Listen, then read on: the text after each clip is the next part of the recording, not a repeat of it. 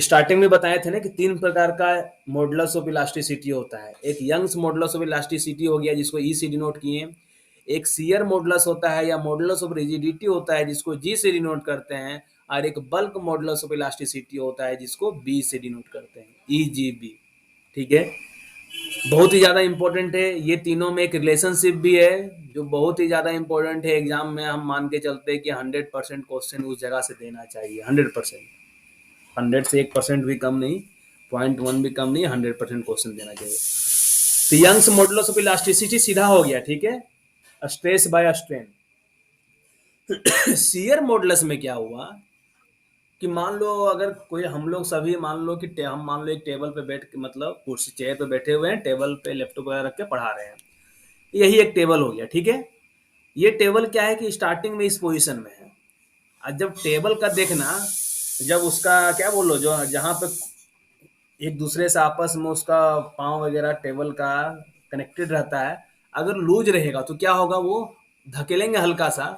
Original position ये था, देखो ओरिजिनल में टेबल इस तरीके से, ठीक है। लेकिन जब उसका लूज रहेगा पूरा पोर्शन, तो उस केस में क्या होगा, जब धकेलेंगे तो इस तरीके से वो टिल्टेड हो जाएगा ना, आगे वाला पोर्शन उधर भाग जाएगा, ऊपर वाला नीचे इस तरीके से रहेगा। तो ये एक पार्टिकुलर एंगल से टिल्ट करेगा, ठीक है, ये एंगल थीटा हो गया। तो कितना टिल्ट कर रहा है ये एक्स दिखा रहे हैं, और ये लेंथ कितना है, एल है। तो ये शियर मॉडुलस क्या हो जाएगा, shear stress divide by shear strain. Young's modulus क्या था कि सिंपल वो था स्ट्रेस बाय स्ट्रेन, या longitudinal stress by longitudinal strain, ऐसा बोल सकते हैं, लेकिन स्ट्रेस बाय स्ट्रेन बोलते हैं। लेकिन शियर मॉडुलस में क्या होता है, शियरिंग एक्शन होता है, तो यहाँ पे shear stress divide by shear strain बोलेंगे। तो शियर स्ट्रेस क्या हो जाएगा कि जिस सरफेस पे हम लोग फोर्स लगा रहे हैं, तो शियर फोर्स डिवाइड बाय ये एरिया हो गया, ऊपर वाला का ये जो एरिया पूरा दिख रहा है ये एरिया हो गया। तो शियर फोर्स डिवाइड बाय ये शियर स्ट्रेस हो गया, shear force divide by shear area divide by shearing strain.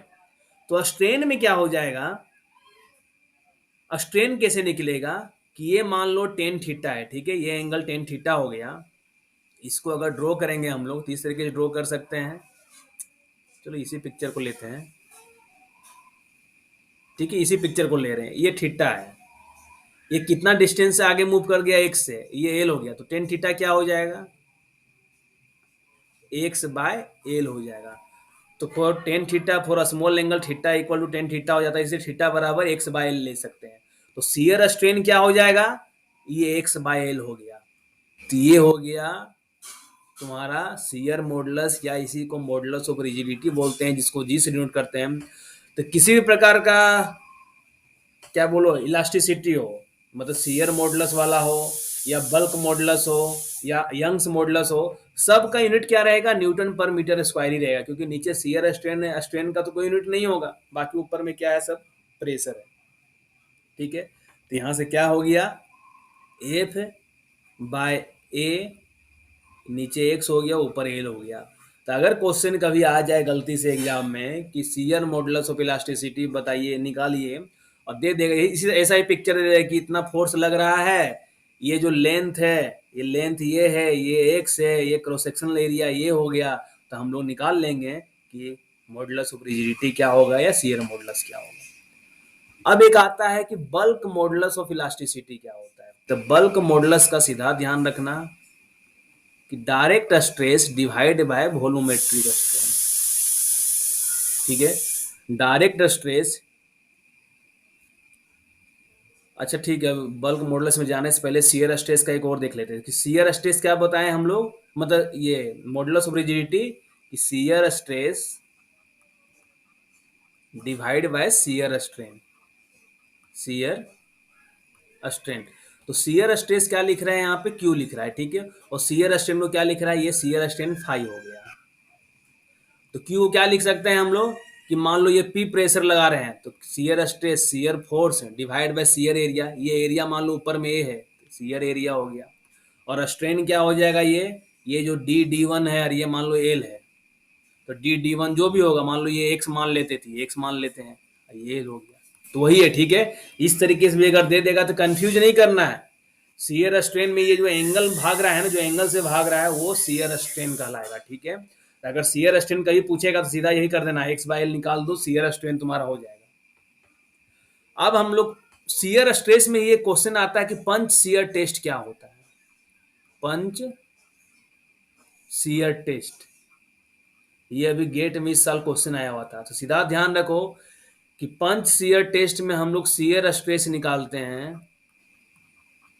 तो शियर स्ट्रेस क्या होगा, shear force divide by area, shear area. तो शियर फोर्स क्या, पी एफ जो भी मान लो, और शियर एरिया क्या हो जाएगा, पाई डी टी। डी क्या हो जाएगा डायमीटर, टी क्या हो जाएगा थिकनेस हो जाएगा। अब अगर मान लो ये इस तरीके का सिलेंडर शेप का था, ठीक है ना। अब हम लोग क्या कर रहे थे, वो साइड से धकेल रहे थे। ये सिलेंडर मान लो लूज पोर्शन हम लोग इधर से धकेल रहे थे, तो क्या होगा, हल्का से ये आगे की ओर मूव कर जाएगा इधर वाला पोर्शन। ये मान लो ऐसा ही रहेगा, ये क्या हो जाएगा, इस तरीके से हो जाएगा, ठीक है।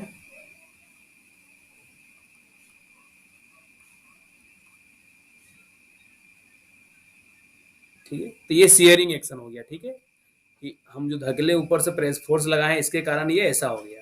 तो उस केस में शियर फोर्स क्या हो जाएगा, जो पी आई एफ जो भी फोर्स लगा रहे हैं डिवाइड बाय एरिया, ये तो सर्कुलर हो गया ना, सर्कल हो गया, तो पाई डी टी हो गया, pi into diameter into thickness जो रहेगा।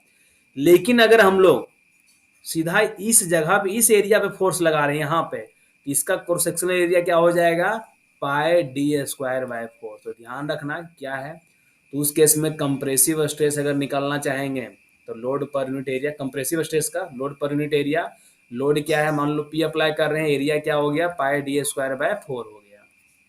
तो four P divide by pi D square, तो ये कंप्रेसिव स्ट्रेस हो गया, मतलब कंप्रेसिव स्ट्रेस हो गया, फोर्स पर यूनिट एरिया। तो कितना फोर्स लग रहा है किस एरिया में, तो वो कंप्रेसिव स्ट्रेस हो गया। शियर स्ट्रेस ध्यान रखना, ये पंच शियर टेस्ट का फॉर्मूला है जो बहुत ही ज़्यादा इंपॉर्टेंट है। और एक ब्राजीलियन टेस्ट का जो वीडियो अपलोड किए हुए हैं, ब्राजीलियन टेस्ट, ठीक है, वो होता है two P by pi D T.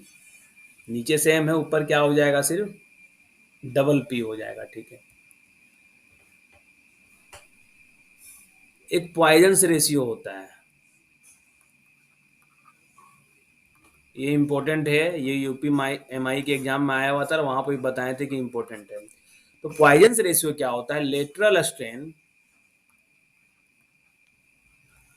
Divide by longitudinal strain, longitudinal strain, ठीक है। मतलब क्या है कि मान लो इस तरीके का एक बॉडी है, अब हम लोग इस तरीके से खींच रहे हैं इसको, ठीक है। जब इस तरीके से खींचेंगे, ये लेंथ एल है मान लो, खींचेंगे तो क्या होगा, इसका लेंथ तो बढ़ेगा, खींचेंगे तो क्या होगा, इसका लेंथ तो बढ़ेगा, लेंथ जो है पतला हो जाएगा, इस तरीके से लेंथ क्या होगा, बढ़ जाएगा,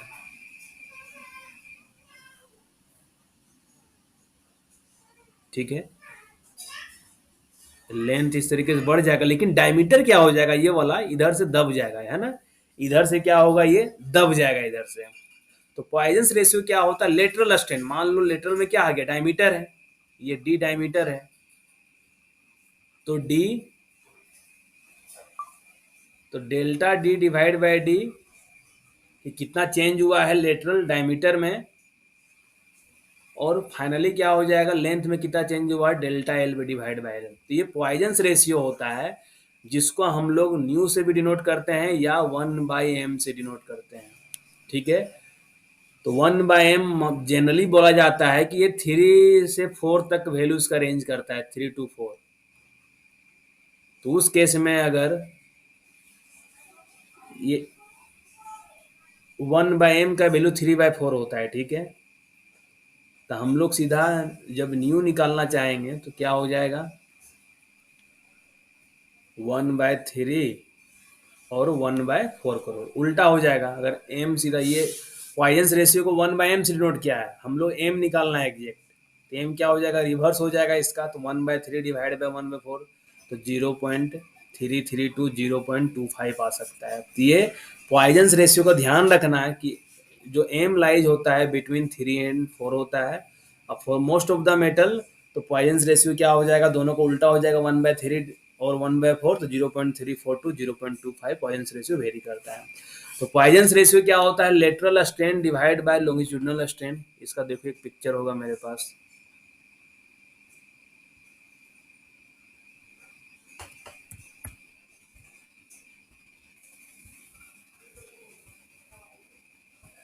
देखो यही पॉइजन्स रेशियो यहाँ समझ सकते हैं, ठीक है, कि क्या हो गया। अब हम लोग इसको दबा रहे हैं, मान लो वहाँ खींच रहे थे, अब इसको यहाँ दबा रहे हैं, तो क्या होगा, दबा रहे हैं तो इसका लेंथ, जो लेंथ रहेगा, ये मान लो लेंथ L1 था, ये लेंथ L2 हो गया, ठीक है। इसका लेटरल क्या, लेटरल मतलब जिधर लगा रहे हैं उसका परपेंडिकुलर डायरेक्शन में जब लगा रहे हैं, इसका डायमीटर मान लो D1 है, तो क्या हो जाएगा, मोटा हो जाएगा, D2 हो जाएगा, यही हो जाएगा ना।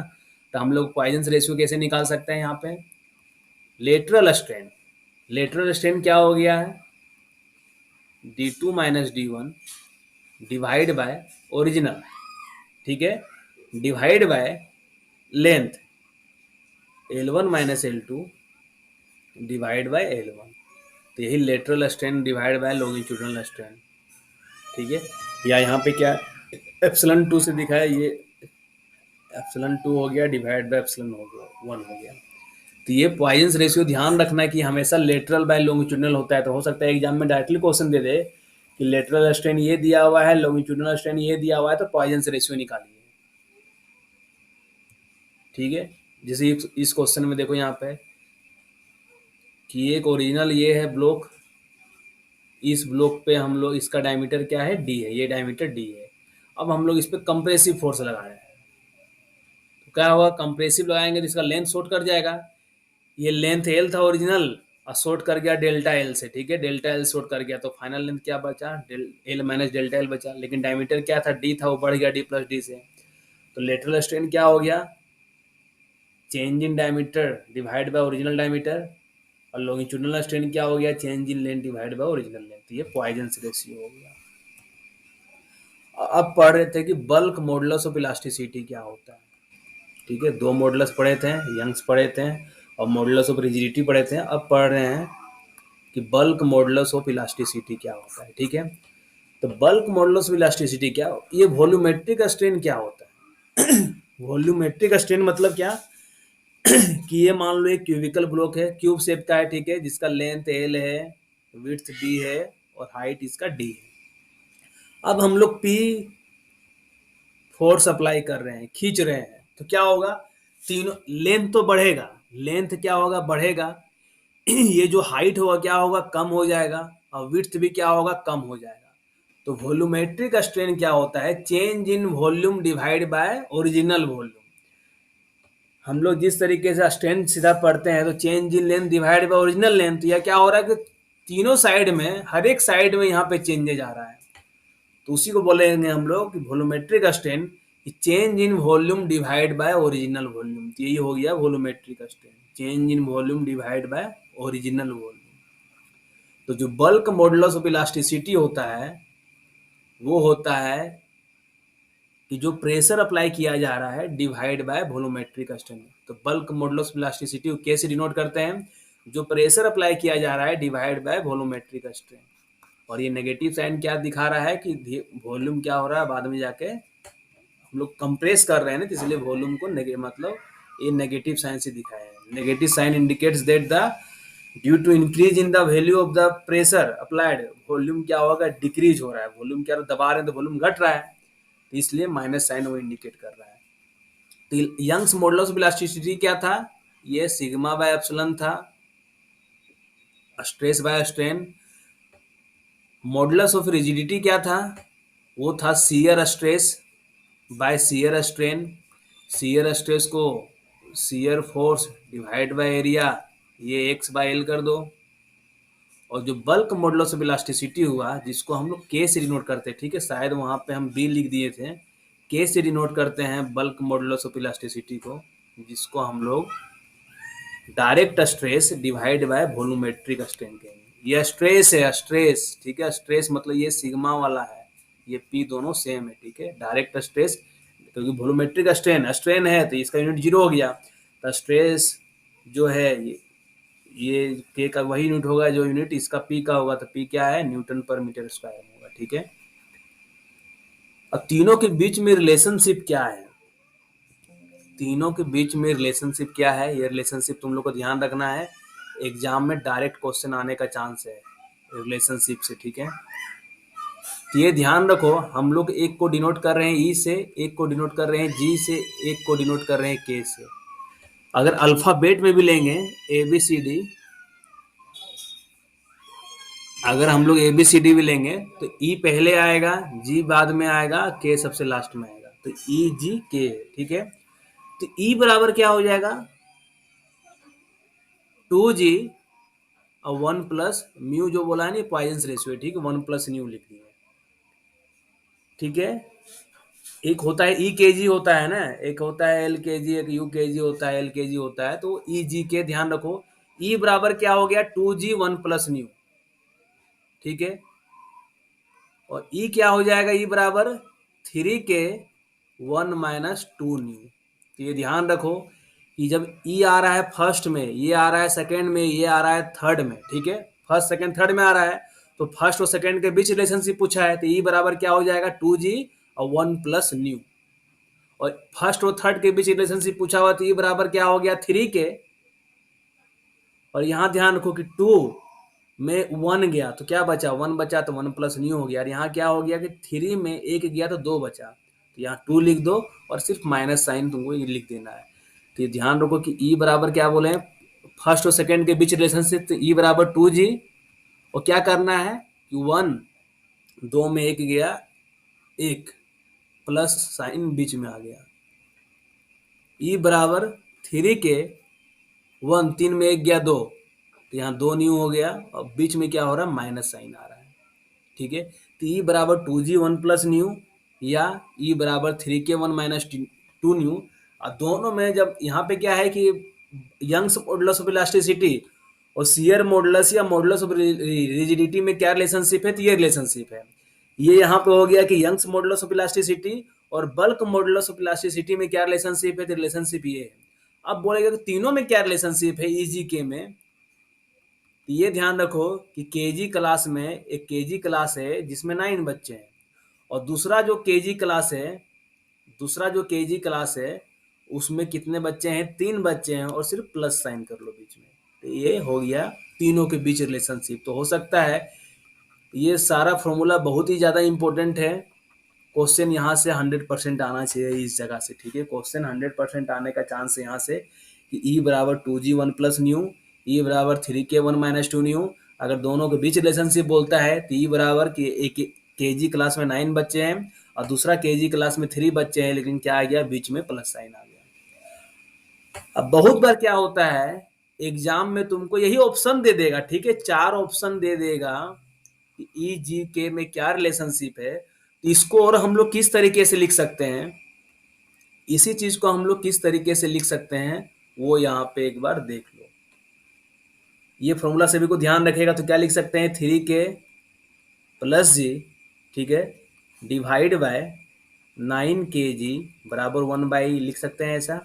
क्रॉस मल्टीप्लीकेशन कर दो, ई को इधर ले आए, 3k प्लस जी इसको इधर ले आए, 3k प्लस जी इधर चला गया, 9kg इसके नीचे आ गया, 1/, हो गया। अब इसको क्या लिख सकते हैं, 3k plus ji divide by के जी बराबर 9/, लिख सकते हैं। अब क्या हो गया, 3k डिवाइड बाय के जी प्लस जी डिवाइड बाय के जी बराबर 9/e हो गया। तो के कट गया, जी कट गया, मतलब 3/g प्लस 1/k बराबर 9/e। तो ये रिलेशनशिप भी तुमको मतलब ये उसी से निकलता है, डायरेक्ट याद रहेगा तो डायरेक्ट क्वेश्चन देता है एग्जाम में। और लड़का लोग है कि रट के ये जाता है तो उसको समझ में नहीं आता है कि अगर ये ऑप्शन दिया भी रहता है ना, और एक ऑप्शन दे देगा नन ऑफ द अबव, तो लड़का लोग नन ऑफ द अबव टिक कर देता है, क्योंकि उसको इस फॉर्म में पता नहीं रहता है कैसे करना है। तो ये फॉर्म भी इम्पोर्टेंट है। ठीक है, इतना तक क्लियर हुआ, जो बताए हैं सो क्लियर हुआ। पहले ये बताओ, ये जो अभी इतिहास बताए हैं, भूगोल ज्योग्राफी जो भी पढ़ाए हैं, क्लियर हुआ तुम लोग को? मेन जो यहाँ बताए हैं वही इम्पोर्टेंट है कि तीनों का फॉर्मूला क्या होता है, तीनों के बीच में रिलेशनशिप क्या है, पॉइजन्स रेशियो क्या होता है, हुक्स लॉ क्या है, यही इम्पोर्टेंट है। अगर इतना समझ में आ गया किसी को तो यहाँ से एग्जाम में मान के चलो, अगर सिलेबस के अकॉर्डिंग पूछता है तो 4 से 5 क्वेश्चन यहाँ से दे सकता है।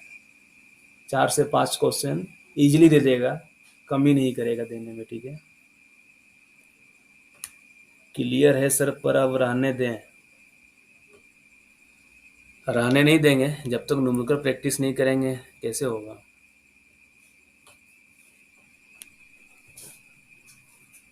ठीक है, न्यूमेरिकल प्रैक्टिस करते हैं हम लोग, कुछ न्यूमेरिकल पहले सोल्व करते हैं तो कॉन्फिडेंस बढ़ेगा, ठीक है। एक गुराई बुक कहाँ है, यहाँ पे है।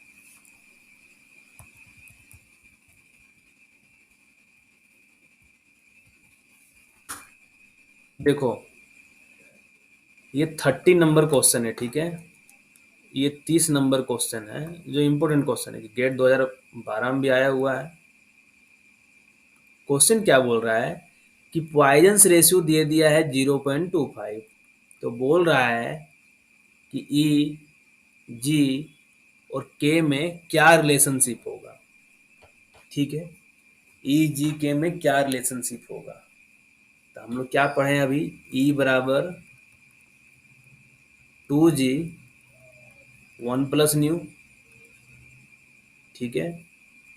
तो ई बराबर 2g 1 + 0.25 हो गया। तो ई बराबर क्या आ जाएगा यहाँ से, 2g 1.25, मतलब यहाँ से ई बराबर जो आ जाएगा वो 2.5g आ गया, ठीक है। अब ई बराबर क्या पढ़े हैं हम लोग, 3 के 1 - 2 न्यू, तो 3 के 1 - 2 इंटू 0.25, 3 के,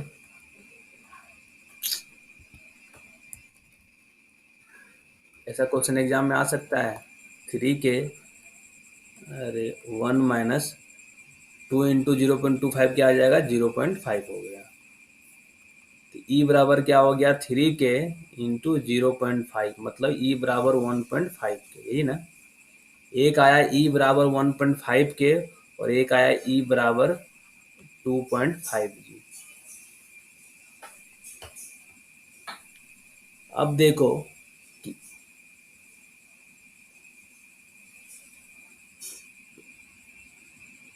सर सॉल्व करने के लिए टाइम, क्वेश्चन सॉल्व करना होगा, कौन सा रिलेशनशिप सही होगा यहाँ से। एक हम लोग निकाले हैं कि ई बराबर हो गया 1.5 के और एक हो गया 2.5g हो गया, ठीक है। अब क्या कर सकते हैं कि 1.5 के बराबर 2.5g, तो के बराबर 5/3g, मतलब के क्या है, जी का 5/3 टाइम्स है, ठीक है। के क्या है, जी का 5/3 टाइम्स है। और ई क्या है, के से भी बड़ा है, तो ई क्या आ रहा है, ई से यहाँ क्या समझ में आ रहा है कि ई के से भी बड़ा है, के का 1.5 गुना है, और ई 2.5 गुना है जी का, तो ई हमेशा बड़ा हो गया। अब देखना है कि के और जी में कौन बड़ा है, तो हम क्या देख लिए कि ई बराबर 1.5 के है, ई बराबर 2.5 जी है, तो 1.5 के बराबर 2.5 जी लिख सकते हैं। तो 1.5 और बराबर 2.5, तो क्या हो गया, 5 × 15 मतलब के बराबर जो यहाँ से आ गया 5/3 जी आ गया। तो मतलब क्या हो गया, के जी से बड़ा है, के क्या हो गया, जी का 5/3 टाइम्स है, तो ई ग्रेटर देन के और के ग्रेटर देन जी। तो ये इसका सॉल्यूशन हो गया, मतलब ऑप्शन नंबर डी हो गया, ठीक है। देख लेते हैं 30 का ऑप्शन डी दिया हुआ है कि नहीं। तो 30 का ऑप्शन डी दिया हुआ है यहाँ पे, है ना, इस जगह पे, तो सही है, ठीक है। तो ऐसा क्वेश्चन आ सकता है, ये सेम क्वेश्चन आ सकता है। हम लोग ब्राजीलियन टेस्ट वगैरह जो बता रहे थे ना कि देखो यहाँ से सब क्वेश्चन रिपीट कर सकता है, ये सब डायरेक्टली कैलकुलेशन वाला है, इसमें कोई कैलकुलेटर नहीं चाहिए, तो वैल्यू बैठाओ आंसर आ जाएगा। अब एक क्वेश्चन क्या आया हुआ है, एक क्वेश्चन और सोल्व कर लो। कि वीक सैंडस्टोन जिसका मॉडुलस ऑफ इलास्टिसिटी 1000 MPa है और पॉइजन्स रेशियो 0.25 है, तो सीयर मॉडुलस बताओ, जल्दी से बताओ सीयर मॉडुलस क्या होगा। ई दिया हुआ है, जी पूछा है, ई न्यू दिया हुआ है तुमसे, जी पूछा है, इसका आंसर तुम लोग निकाल के बताओ। गीगा पास्कल में पूछा है मतलब क्या, 10⁹ तो क्या हो जाएगा, ई बराबर 2g 1 + न्यू। ई दे दिया है 1000 × 10⁶ कर लो, ठीक है, ये पास्कल हो गया, बराबर 2g 1 + 0.25, तो ये जो 10⁹ हो गया, 2g और 1.25 हो गया, तो g क्या आ जाएगा, 10⁹ डिवाइड बाय 1.25 × 2 क्या हो जाएगा, 2.5। मतलब इसको देखा जाए तो 1/2.5 जीपीए हो जाएगा, ठीक है। 5×10 = 25, मतलब 0.4 के लगभग आ रहा है। कहीं गलत हो गया क्या, 1000 MPa दिया हुआ है, 10⁶ 10⁹ हो गया, वो जीपीए में हो गया, और 1 + न्यू, तो 1 + 0.25 1.25 हो गया, 1.25 × 2 ये कितना हो जाएगा, 2.5 हो गया, ठीक है। तो 10⁹ डिवाइड बाय 2.5, 4 कहाँ गलत हो रहा है, तो फिर ई बराबर 2g 1 + 0.25 यही है। ई का वैल्यू 1000 × 10⁶ पास्कल हो गया, ये 2g हो गया, ये 1.25 हो गया, ये 10⁹ पास्कल हो गया, ये 2g × 1.25 क्या हो जाएगा, ये 10⁹ हो गया, ये 2.5 ही आएगा ना।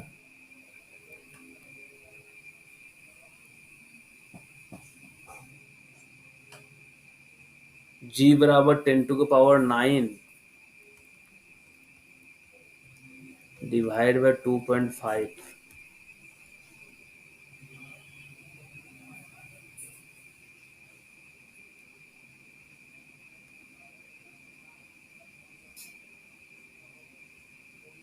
100/25 कैसे कर रहे हो, 100 कहाँ से आ रहा है,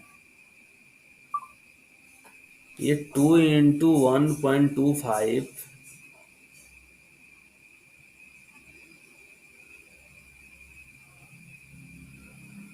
1.25 × 2.5 हो गया, ये कहीं कैलकुलेशन मिस्टेक हो रहा है। पॉइजन्स रेशियो ये दिया है 1000 MPa, 1000 × 10⁶ 1 GPa हो गया,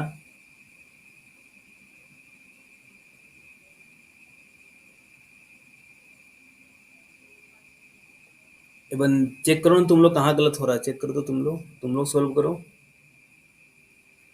कहीं कैलकुलेशन मिस्टेक हो रहा होगा मेरा। सीधा ई बराबर 2g 1 + न्यू में पुट करो। नहीं यार, 10⁶ जीपीए थोड़ी होगा, 10⁶ तो मेगा पास्कल होता है ना, जीपीए 10⁹ है, जीपीए जो है 10⁹ हो जाएगा जीपीए। इसका आंसर गलत दिया है, ठीक है, हमको लग रहा है ऐसा।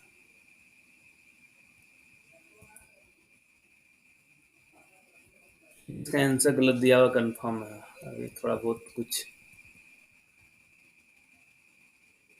याद आ रहा है, ठीक है।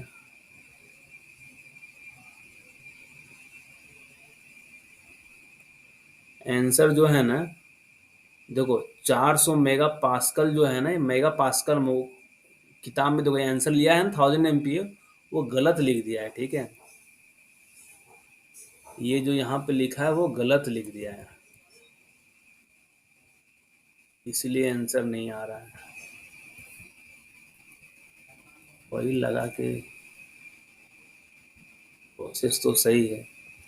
ये जो जीपीए ऊपीए लिख दिया है ना, जीपीए गलत लिखा है, ये एमपीए होगा, ठीक है। ये सब क्या हो जाएगा, एमपीए हो जाएगा। ये सब एमपीए में दिया हुआ है आंसर, ठीक है। अब इसको जब हम लोग सोल्व करेंगे तो क्या आ रहा है ये, 10⁹ डिवाइड बाय 10, तो 10⁻, इसको 8 कर देते हैं और एक जीरो यहाँ ले आते हैं, 25 × 100, ठीक है। 4 × 10⁸ पास्कल हो गया। अब इसी को कर लेंगे, दो जीरो और निकाल लो, इससे 400 हो गया और 10⁻6 पास्कल हो गया, मतलब क्या हो गया, 400 मेगा पास्कल, ठीक है। ये 400 मेगा पास्कल आंसर आना चाहिए, ठीक है। तो गलत था वहाँ पे दिया हुआ। तो ये सब क्वेश्चन इंपॉर्टेंट है, डायरेक्ट क्वेश्चन आ सकता है, 100% ये सब क्वेश्चन आने वाला है। ये दोनों क्वेश्चन यहीं से उतार के दे देगा, जरा से नहीं सोचेगा। और जब यहाँ उतारेगा तो आसपास का और जो क्वेश्चन दिखेगा ना क्वेश्चन सेट करने वाले को, वो क्वेश्चन वहां से भी उठा के दे देगा, ब्राजीलियन टेस्ट वगैरह से क्वेश्चन उठा के दे देगा।